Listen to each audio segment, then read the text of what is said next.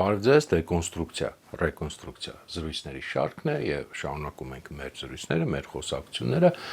Այսօր մենք կփորձենք ամփոփել նախորդ մի քանի խոսակցության մեջ կուտակված նյութը, հիշեցնեմ, որ մենք այս վերջի շրջանում բավականին երկար տևեց, ամենապես իմ սպասվածից երկար, բայց ոչինչ ինձ թվում է շատ չեք նեղում դուք դրանից, այս թեման, որը սկսել էինք, հիշեցնեմ, որ թեման հետեւյալն էր, մենք փորձում էինք քննել, վերլուծել, գտնել պատասխանը հետեւյալ հարցադրման, թե արդյոք հայերի եւ թուրքերի, տվյալ դեպքում մենք խոսում ենք Թուրքիայի թուրքերի մասին, որտեղ ասել ենք Ադրբեջանի թուրքերի մասին առանձին խոսենք, հայերի եւ թուրքերի թշնամությունը կամ կոնֆլիկտը կամ խնդիրները այդ երկու ազգերի, երկու պետությունների միջեւ, արդյոք ինքը ունի օբյեկտիվ բնական հիմքեր, թե ինչպես շատերը ասում են հիմա, բայց ասել են նաև շատ վաղուց մենք խոսել ենք, որ դա 100 տարուց ավելի պատմություն ունեցող տեսակետ է, որ դա ընդհանրապես արտաքին պատճառներ ունի, արտաքին դրդմամբ է եղել, դրսից է դա հրահրվել, իսկ բնականից հայերը ու թուրքերը ոչ մի խնդիր չունեն, տենց իրար հետ ապրել են եւ կարող են ապրել եւ ինչ որ եղել է դրսից դրդված է եղել։ Մենք ահագին խոսել ենք այս թեմայի շուրջ, տեսել ենք արդեն, որ այս տեսակետը որը փորձել են քննել, որ դա ընդհանրապես արտաքին հրահրում է եղել, դրդում է եղել, ինքը հիմք չունի։ Մենք տեսել ենք, որ հայերի եւ թուրքերի խնդիրները ինչպիսին են եւ որ դրանք նախ եւ առաջ օբյեկտիվ են եղել, օբյեկտիվ հիմքեր ունեցել են եւ մեծ հաշվով մինչեւ հիմա էլ ունեն, եւ տեսել ենք նաեւ ինչ ներբերանքներ են այդտեղ եղել, հա նաև քրդական հարցն են քննարկել, որոշ չափով, ինչքանով որ մեր թեմայի մեջ բնականաբար տեղավորվում է, մենք տեսել ենք շատ կարևոր բան նաև, որ հայկական ազատագրական պայքարը չի եղել բառսբուն իմաստով, ցավոք չի եղել համազգային, որովհետև հայկական էլիտաները մեծ մասը ճնշող մեծամասնությունը իրենց ոչ միայն դուրս են պահել այդ պայքարից, այլև շատ հաճախ թշնամական են դրամադրված եղել եւ որ այդ պայքարի ծանրությունը ընկել է պարզ հայ ժողովրդի վրա, հայ գյուղացիության վրա, որ հայ ժողովրդի մեծամասնությունն էր եւ ճնշված էր ոչ միայն ազգային իմաստով, այլև սոցիալական իմաստով, ընկերային իմաստով եւ մտավորականության մի փոքր հատվածի վրա, մի փոքր ոչ ամբողջ մի փոքր հատվածի վրա հիմնական երիտասարդ ուսանող մտավորականների մտավոր կրթված խավի վրա, այսպես ասենք, մենք տեսանք նաև, որ այդ պայքարը ազատագրական, որը հենց այս տեսակետը, որը քննում ենք, դա մեղադրում է, ասում է, որ ինքն է պատճառը եղել, կոտորածները իրականում ճիշտ հակառակն է եղել, նախ այդ պայքարը երբեք լիարժեք չի ծավալվել, երբեք լիարժեք ծավալ չի ստացել, ոչ միայն մասնակցության պատճառով, այլև այլ պատճառներով, որոնց մասին մասամբ խոսեցինք, եւ որ հակառակը հայ էլիտաները միշտ, որոնք տեսակերողն են եղել դիվանագիտական, այսպես ասած խաղաղ, միջազգային լուծման տեսակետի կրողներն են եղել, հենց դրանց քաղաքականությունը բերել է ողբերգությունների եւ կորուստների հայ ժողովրդի, այլ ոչ թե զինված պայքարը, հակառակը զինված պայքարն է, որը եթե մենք ունեցել ենք որոշ հաջողություններ եւ մինչեւ հիմա ինչ որ մի բան ունենք, դա միայն ու միայն շնորհիվ պայքարի եղել, զինված պայքարի, բայց երբեք ոչ այսպես կոչված դիվանագիտական, միջազգային կամ խաղաղ ճանապարհի, որը եղել է եւ մինչեւ հիմա մնում է եւ կմնա դեռ շատ երկար ժամանակ հայկական էլիտաների ծրագիրը։ Մենք տեսանք նաեւ, որ որևէ արտաքին ուժ հայկական բուն ազատագրական զինված պայքարին երբեք չի աջակցել, երբեք որևէ հիմնավորում փաստարկ դրա օգտին չկա, հակառակը արտաքին միջամտությունը իհարկե եղել է հայկական հարցին, բայց եղել է հօգուտ հենց այս դիվանագիտական խաղաղ հայկական հարցի լուծում տարբերակի, որը մեր այսօրվա լեզվով թարգմանած Ղարաբաղյան հարցի լուծում, այն ժամանակ հայկական հարցի լուծում, այդ իմաստով եղել է արտաքին միջամտություն եւ որ ոչ միայն չեղել աջակցություն բուն զինված պայքարի ոչ մեկի կողմից, առաջին հերթին ռուսների կողմից, դա կատարել սուտ է, այլ հակառակը եղել է թշնամանք հայկական զինված պայքարի նկատմամբ հենց ռուսների կողմից, ռուսները երբեք չեն աջակցել հայկական զինված պայքարը, շեշտում են, ոչ թե դիվանագիտական այդ խաղերը Թուրքիայի դեմ երբեք եւ հակառակը թշնամանական է տրամադրված եղել եւ շատ հաճախ Թուրքիայի հետ միասին են հենց գործել, որովհետեւ ճնշեն որևէ հայերի այդպիսի հեղափոխական այն ժամանակվա լեզվով ասած հեղափոխական, այն ժամանակ հեղափոխականը հիմա մենք մի քիչ այլ կերպ ենք օգտագործում, այն ժամանակ հեղափոխական նկատի ունեին զինված ազգային ազատագրական պայքար, պարտադիր չի զինված, բայց ամենևս կազմակերպված ժողովրդական ազգային ազատագրական պայքար։ Դրա դեմ ռուսները ցանկացած դրա դրսևորում դեմ պայքարել են, որտեղ դա հենց իրենց էլ վտանգ է սպառնացել դրանից, որտեղ բնականաբար իրենք չեն, որտեղ դա ազատության, անկախության ճանապարհ էր, իրենք բնականաբար չեն ուզեցել հայ ժողովրդին ազատություն ազատագրում, ուզեցել են շահարկել հայկական հարցը, ոչ միայն ռուսները, նաև եվրոպացիները, բայց ռուսները հատկապես պայքարել են ուղղակի, բայց իդեպ այո, եթե մենք նայենք պատմությանը, մենք տեսնենք, որ Կիլիկիայում նույնպես ֆրանսիացիները, արդեն ոչ թե ռուսները, նրանք նույնպես մենք խոսել ենք դրա մասին, չնայած շահագործեցին հայկական հարցը, ստեղծեցին հայկական լեգիոն, մեծ շուկով, sense բանով, ամեն ինչով հայկական զինված ուժերը զինվածը օգտագործեցին, բայց հետագայում միանգամից հենց այդ զինված տարը Կիլիկիայում, երբ որ արդեն Կիլիկիան վերցրեցին, եւ հետո հանձնեցին նորից թուրքերին, հենց առաջին հերթին հայկական լեգիոնը ցրեցին, որը ոչ մեկին զինված հայերը հետաքրքիր չէին, ինչպես եւ հետաքրքիր չեն հիմա։ Եվ այստեղից էլ այդ տեսակետը գալիս է այդ ամբողջ թշնամանքը եւ քարոզչությունը հենց այդ զինված պայքարին է, որտեղ միավորում են եւ արտաքին եւ ներքին ուժերը, ներքին նկատում են մեր հայկական էլիտաները, օտարամոլ եւ օտարի շահերը սպասարկող եւ մինչեւ հիմա հայ ժողովրդին տարվող քարոզը, դիվանագիտություն, խաղաղություն, միջազգային հանրություն եւ այլն, որը ըստ էության հայ ժողովրդի ստրկացման գաղափարախոսությունն է։ Սա պատմությունն է ապացուցում, սա ես չեմ ասում, սրա դեմ դեմագոգիայով կարելի է խոսել, պայքարել, ինչ-որ լոզունգներով, կարգախոսներով, սիրուն ճառերով կարելի է խոսել, պայքարել, բայց պատմական վերլուծությամբ անհնար է, եթե չեք կեղծում պատմությունը, այլ եթե կոնկրետ ճշգրիտ նայում եք, ես ինքս ոչ թե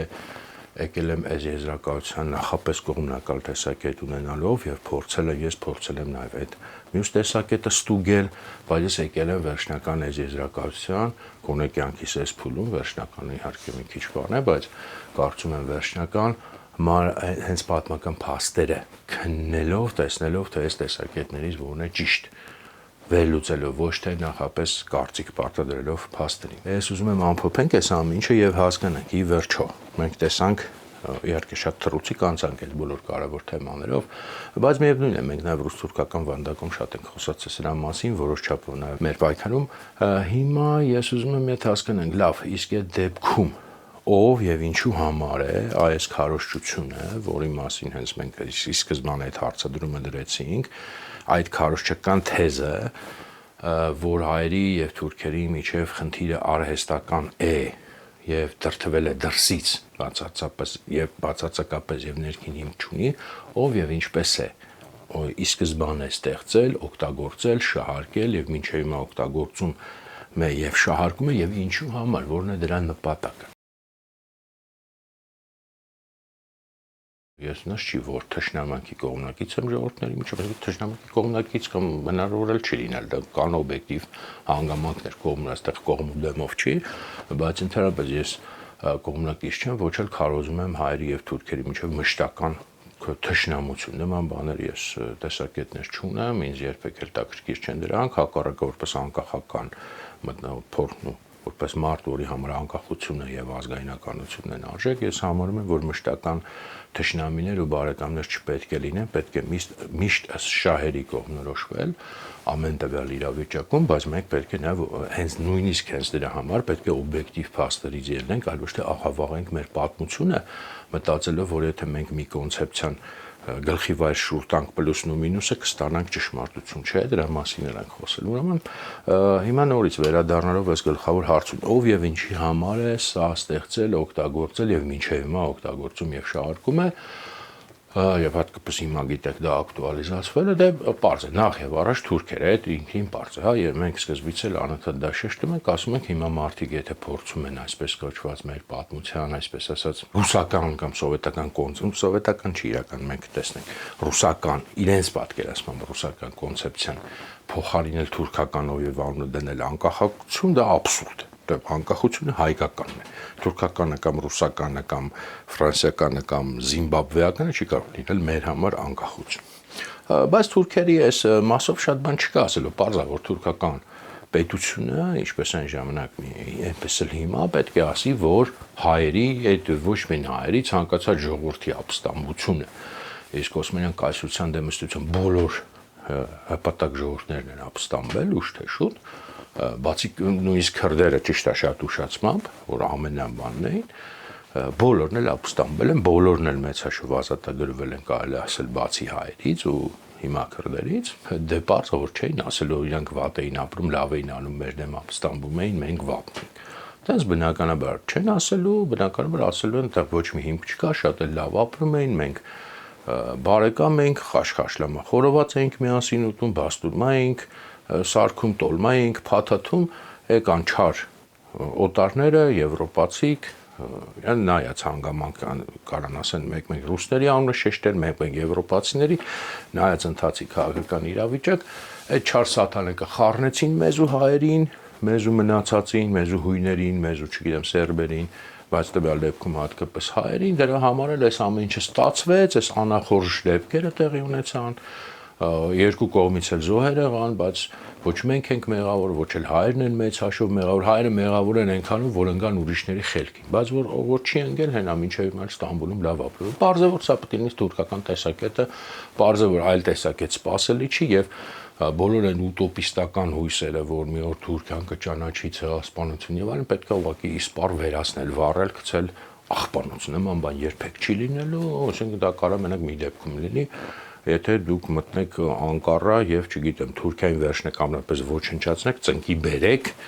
եւ ատոմային ռումբ գցեք իրancs վրա կամ ինչ որ տես մի բան, ոստիպեք հիմա դրա մասին շատ չխորնեմ, այդ ուտոպիզմը մի կողմ է թվում, դա երբեք չի լինելու, բայց դա էլի շատ բան այլ եմ ասում, չկա, խոսել դա պարզ է, իսկ ուրիշ ինչ պետք է ասեն։ Հիմա, բայց կա այստեղ ավելի հետաքրքիր է, որ թուրքերը դա պետք է ասեն, էլ եմ ասում, պարզ է, բայց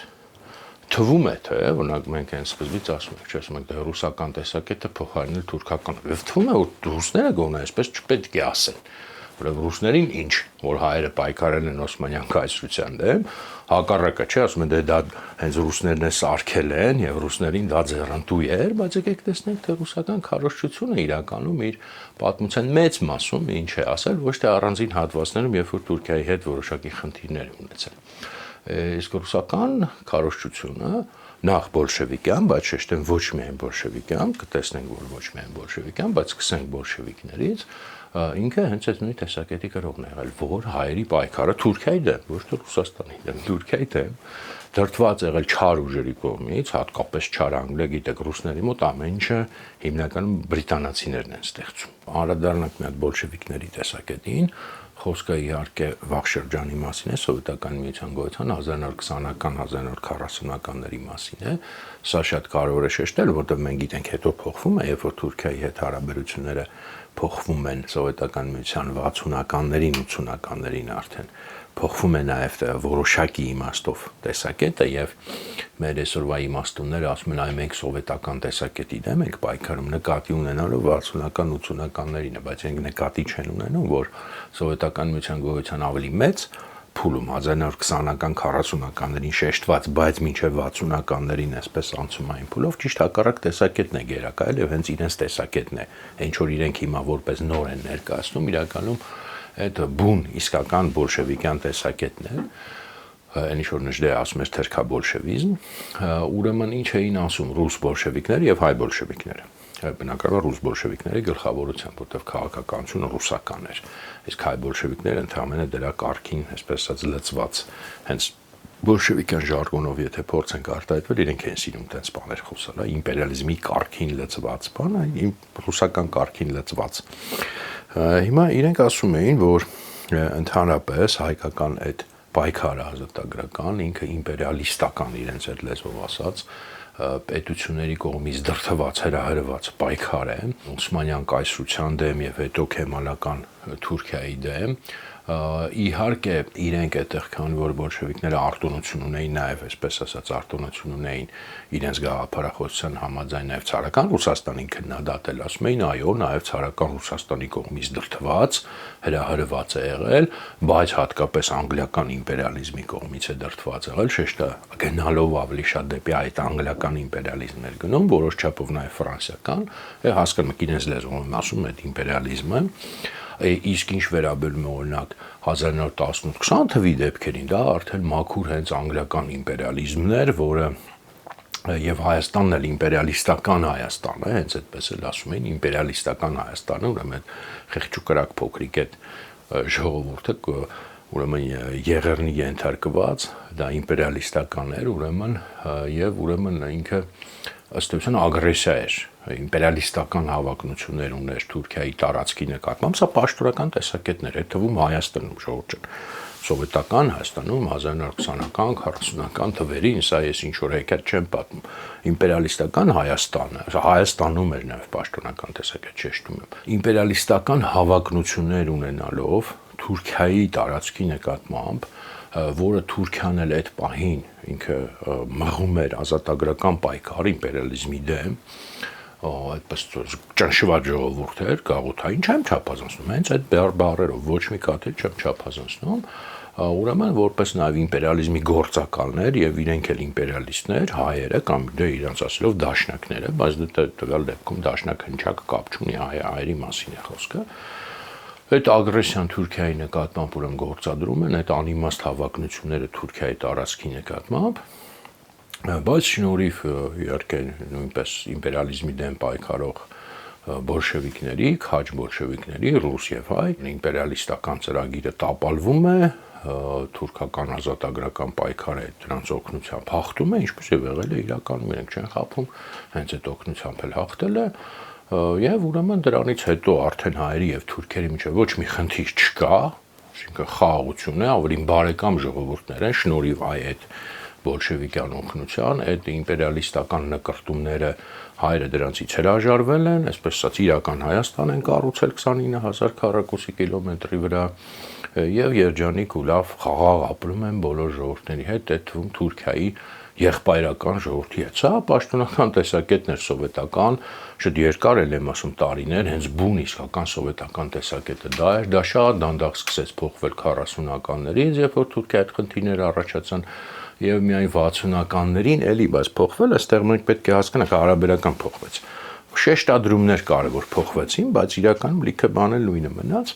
բայց սկզբնական տեսակետը սա, այսինքն կարծում եմ ձեզ շատ ծանոթ տեսակետ է, այդ բառերով չի ասվում, բայց մոտավորապես այդ դրամաբանությամբ դուք ուղղակի իմացեք, որ դա ոչ մի կապ չունի ոչ անկախության հետ, ոչ առավելևս հակասովետականության հետ, որտեղ բնիկ բոլշևիկյան տեսակետը չի կարող հակասովետական լինել կամ սովետականության հաղթահարման հետ, հակառակը սա իսկական են բուն սովետականության վերածնունդն է, որքան է զարմանալի թվա, բայց այդ բառացի համընկնում էլ եմ ասում, հանած այդ ժարգոնը, իմպերիալիստական, չգիտեմ եւ այլն, ժարգոնը հանած, բոլշևիկյան մնացած էությունը նույնն է մնում։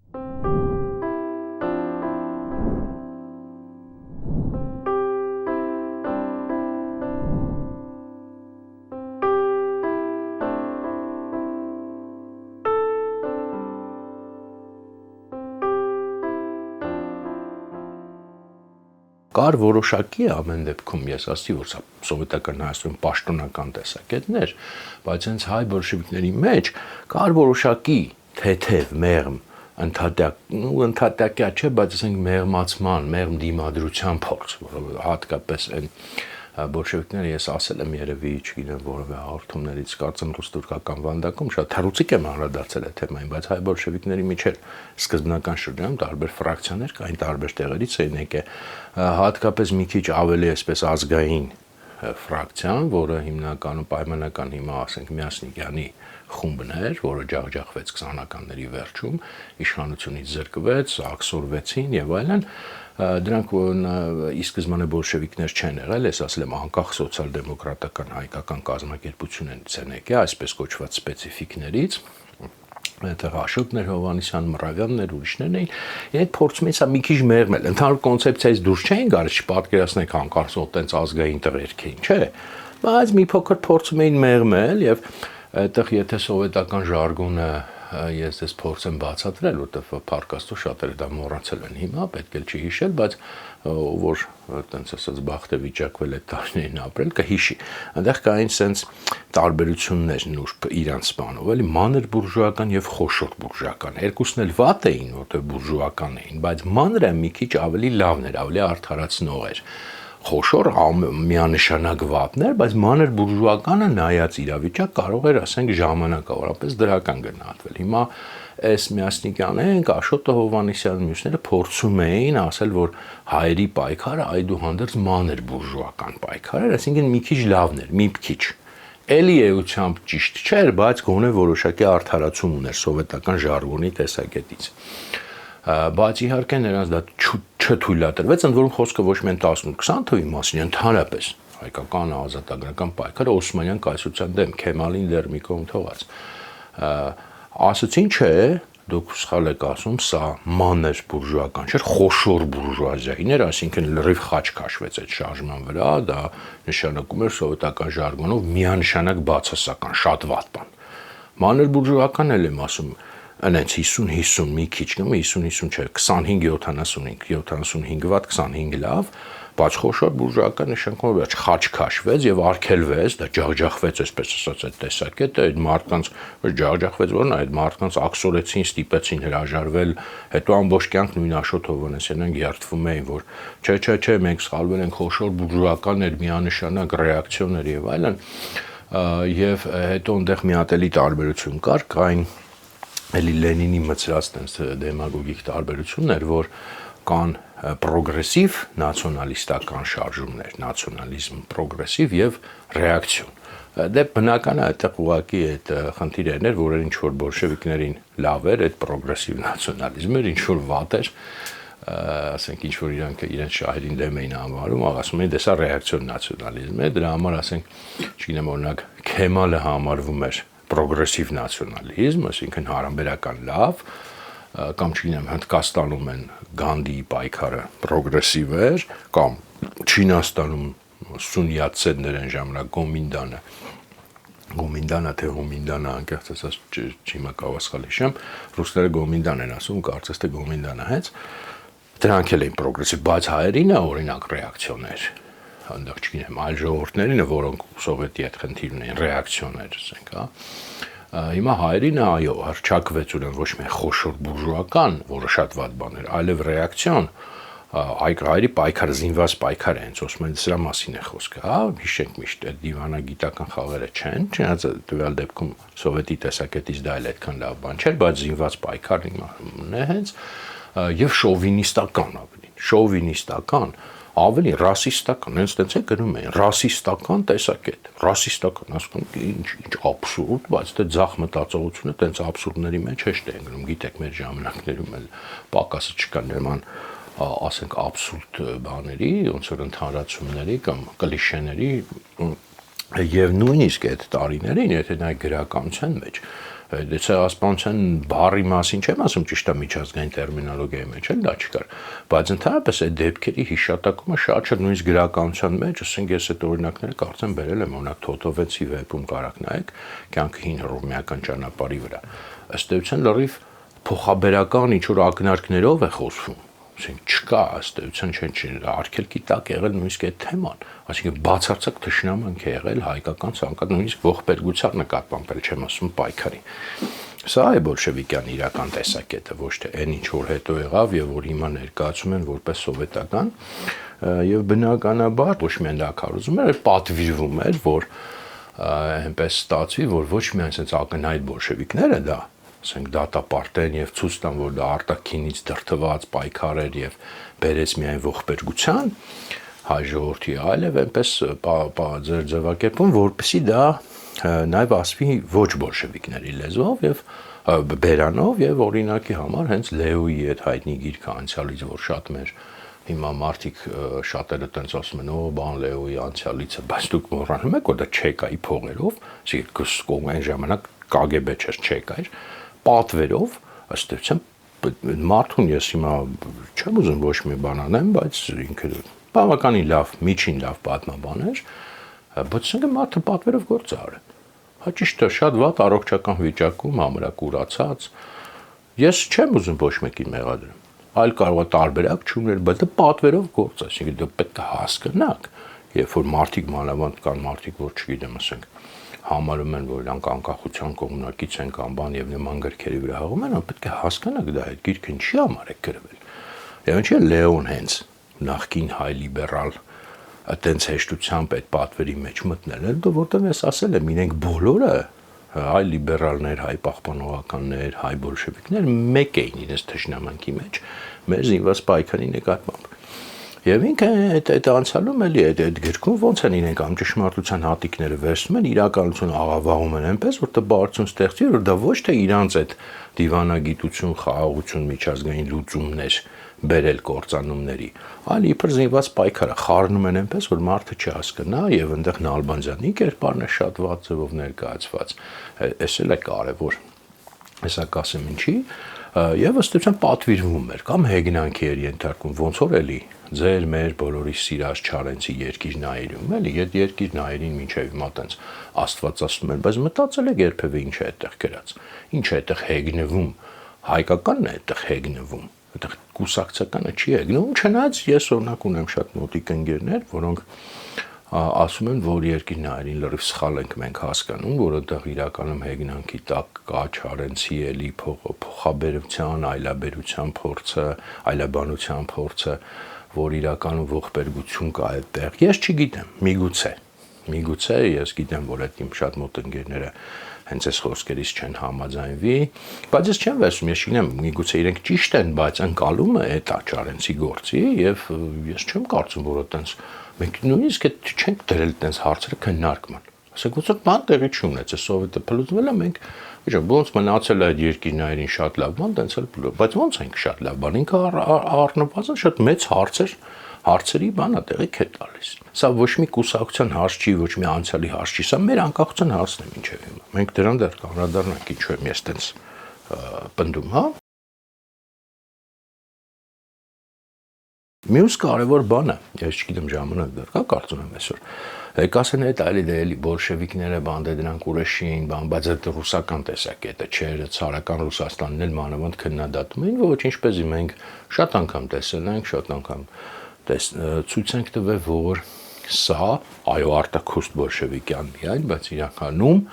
այս կոնցեպցիան, որ հայկական ազատագրական զինված պայքարը, հեղափոխական պայքարը, հանուն անկախության պայքարը դրդված է օտար ուժերի կողմից, այլ ոչ թե բնական է։ Սա միայն բոլշևիկյան տեսակետ չէր, սա նաև ցարական Ռուսաստանում շատ կարևոր տեսակետ էր եւ ոչ թե ինչ որ մարդկանց, այլ առավել, ասենց ասած, ռուս ազգայնական, պահպանողական, ցարական քաղաքականությունը մոտ պաշտոնական կամ կիսապաշտոնական շրջանակների մենք շատ ենք խոսել, որ հայատյացությունը որպես ձևակերպված դոկտրին ինքը հենց ռուսական կայսրությունում է ձևակերպվել, հենց ռուսական պաշտոնական, կիսապաշտոնական լրագրողների կողմից, ռուս պահպանողականության գաղափարախոսների կողմից կամ այդ միջավայրում սնուցված մարդկանց կողմից, հատկապես այդ նույն Վելիչկոն, այդ Կովկաս ամսագիրը եւ այլն, խոսել ենք նաեւ քաղաքականության մասին, հակահայկական, ինչու, ոնց, հիմա չեմ ուզում այդ ամեն ինչը կրկնել, հիշեցնել, եւ ռուս-թուրքական վանդակում կարող եք տեսնել եւ անցյալ անգամ էլ թեթևակի հիշատակեցի թռուցիկ իրոք էլի եթե հետաքրքիր է մի ստիպեք որ հիմա այդ ամեն ինչը նորից պատմեմ կա խոսել ենք դրա մասին մանրամասն ռուս-թուրքական վանդակում եթե իրոք հետաքրքիր է մի արարեք գտեք այդտեղ նայեք ինձանից հիմա մի պահանջեք էլի որ կամ էլ ասենք չգիտեմ Facebook-ում կոմենտ գրեք ասեք բա ոնց չեմ կարա ես դա պատասխանեմ դրա մասին ես խոսել եմ եւ հիմա չեմ կարա նորից բանանեմ այս շեղվեցի